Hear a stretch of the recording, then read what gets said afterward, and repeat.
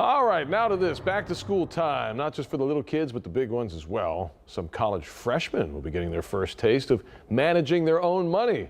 But parents don't expect complete financial freedom. According to a recent study by Tally, 80% of Gen Zers said they would have no issue asking their parents for financial help. That was one of the most embarrassing things for us years and years ago. Boy, how times have changed. Joining us this morning to talk about the issue, maybe help us find some balance, is Bobbi. Is it Rebell? Is that your last name? Rebell. It's Rebell. Thank you so much for asking. The two L's should have given me a clue. But anyway, Bobbi Rebell, personal finance expert, the CFP at Tally, which is a debt payoff app. Good morning, Bobbi. Thanks for spending some time with us. Good morning. Thank you for having me, and congratulations to all the parents sending their kids off this fall. We're almost into fall. I feel like it's fall the way you introduced that. I know it does start. Well, not the weather, but definitely the back to school is making it feel like it. Bobbi, first off, why is it so important for parents to set up financial boundaries with these older kids?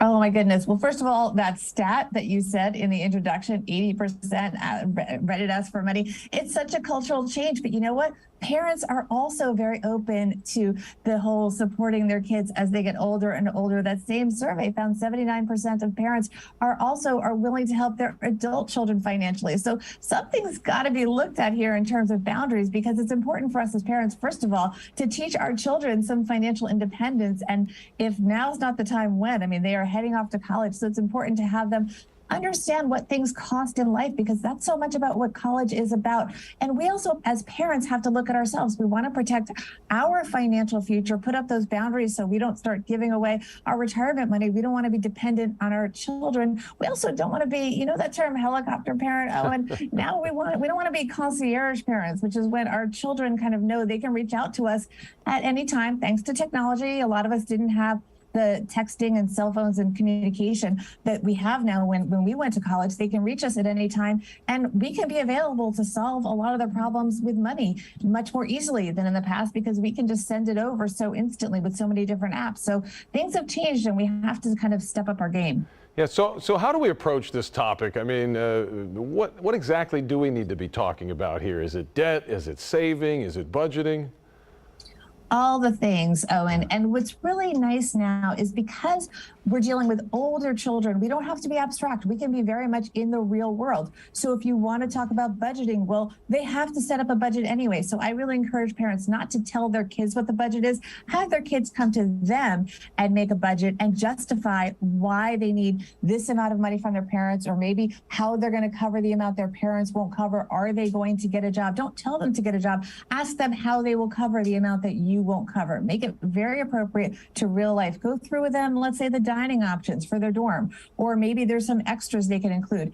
Do they want that? Ask them, how are they going to pay for it? Have them ask that awkward question if they want you to pay for it. And then you can discuss what you want to do and make it your choice. So keep that control, and make sure that your kid knows you're confident they'll figure it out. Confidence is everything. You want your kids to be confident about money. Well, you know, you think about when the budget starts falling off the tracks, maybe we've all been there. If the first step is to call mom and dad, 80% say they're going to, that's one thing. But the thing I think about from way back when I was going to college was right off the bat, first day on campus, every single bank from all over the world is there with a credit card application, because you're 18. They want to get you on the interest train right away. How do we deal with that?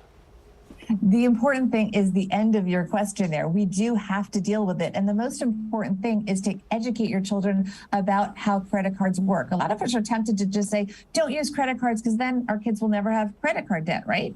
But that's not a great solution, because the truth is, in reality, the way that our society works now is you need a good credit score to do a lot of the things that are going to be important to our kids down the road, whatever it may be. It could be buying their first home and qualifying for the best mortgage rate. It could be getting a car loan. It could be looked at. Your credit report could be looked at, your credit score, when you're perhaps applying for a job. So it's really important that they understand that and work towards getting that good credit score so that they have options later in life. So a way to do that is maybe start them out on your credit card with a limited amount of spending, and then gradually, when you feel they're ready and they fully understand how credit cards work, to their own cards as well.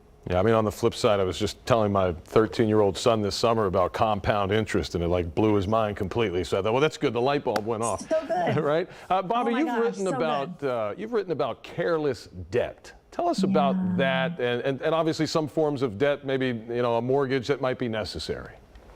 Yeah, so debt falls into two categories. There's always good debt and then there's bad debt. And, careless debt is just charging things and not even thinking about it till the bill comes. And then even when the bill comes, maybe paying the minimum and just kind of living in denial and letting those little charges add up, or things that are discretionary you didn't need to buy.